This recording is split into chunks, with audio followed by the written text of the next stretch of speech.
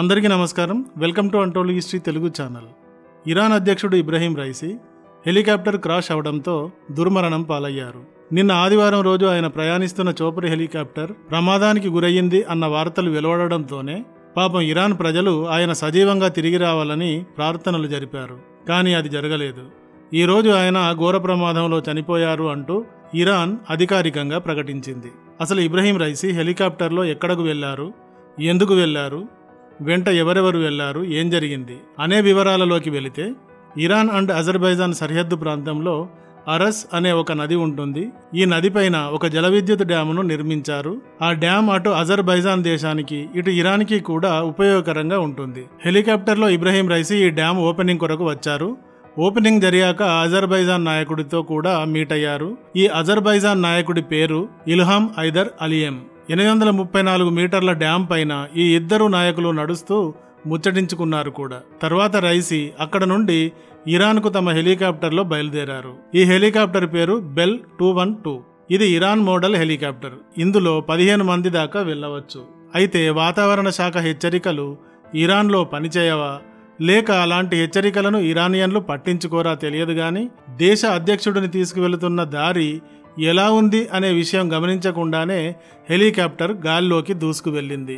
భారీ వర్షాలతో పాటు పొగమంచు హెలికాప్టర్ దారికి తీవ్రమైన అవరోధం కలిగించాయి. పొగమంచు వర్షానికి బలమైన గాలులు కూడా తోడవడంతో హెలికాప్టర్ దారి తప్పింది. పైలట్ వెంటనే ల్యాండింగ్ చేయాలనుకున్నాడా లేక వద్దనుకున్నాడా ప్రస్తుతం తెలియదు గాని, హెలికాప్టర్ మాత్రం వాతావరణ తీవ్రత వల్ల హార్డ్ ల్యాండింగ్ అయింది.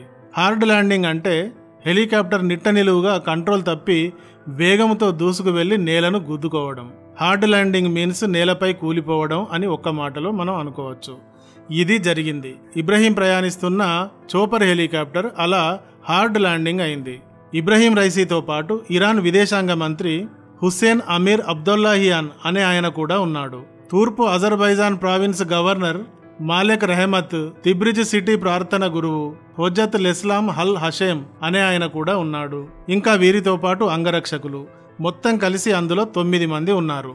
హెలికాప్టర్ క్రాష్ వార్తలు వెలువడిన వెంటనే search and rescue team crash పాయింట్ను చేరుకోవడానికి ప్రయత్నించారు. కానీ కఠినమైన వాతావరణం కారణంగా అనుకున్నంత వేగంగా వారు అక్కడకు చేరుకోలేకపోయారు. ఇరాన్తో శత్రుత్వం ఉన్నప్పటికీ Saudi Arabia search and rescue కోసం కోరితే మేం కూడా వస్తామంటూ ప్రకటించింది. యుఏఈ, ఖతార్ లాంటివి కూడా, గల్ఫ్ దేశాలు అన్నీ కూడా అలాగే ప్రకటించాయి.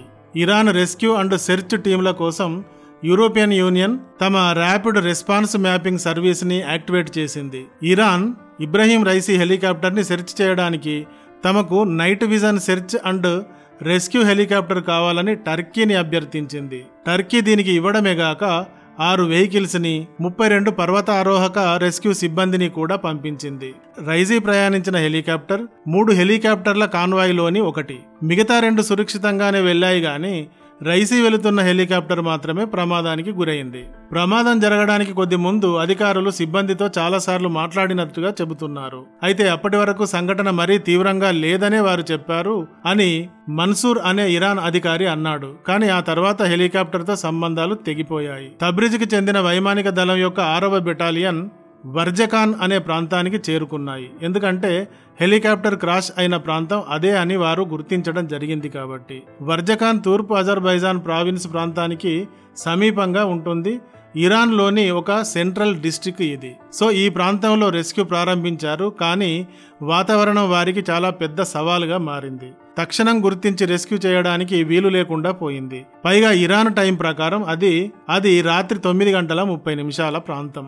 సో చీకటి, చలి, వర్షం, పొగమంచు, గాలి వీటిని గెలిచి రెస్క్యూ సకాలంలో చేయలేక విఫలమైంది టీం.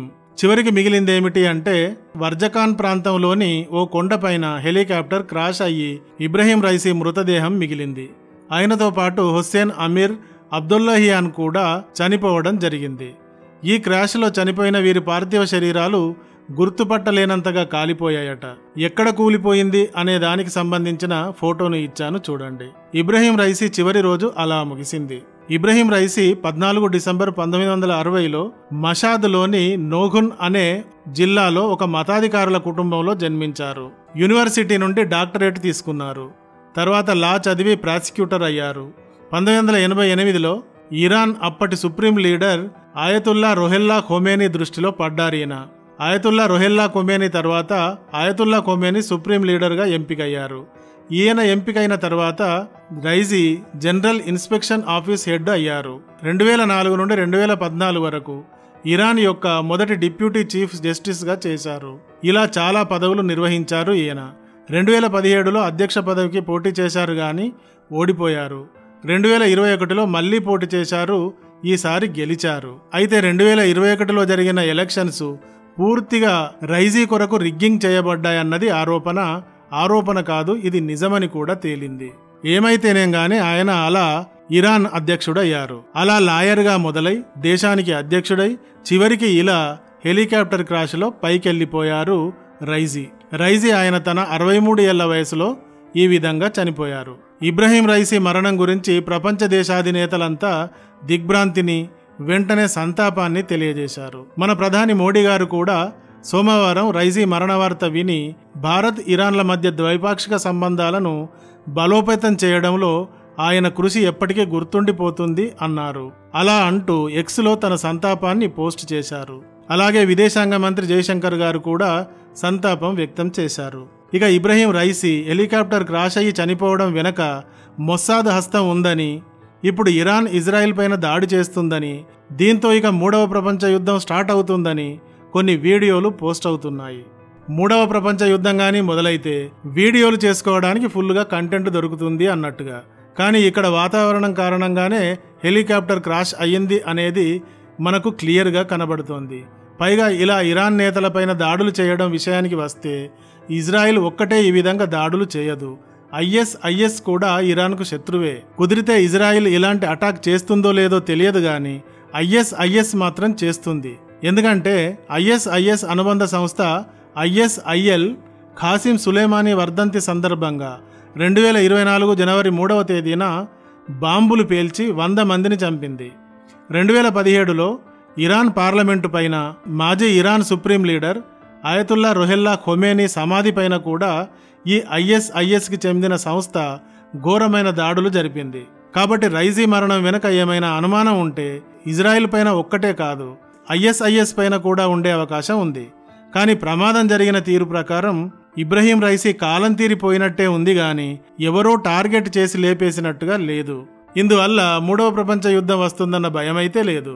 ఈ వీడియో కానీ నచ్చితే ఒక లైక్ ఇవ్వండి. అలాగే ఇంతవరకు మా ఛానల్కి సబ్స్క్రైబ్ చేసుకున్నట్టయితే వెంటనే సబ్స్క్రైబ్ చేసుకోండి. Thank you for watching.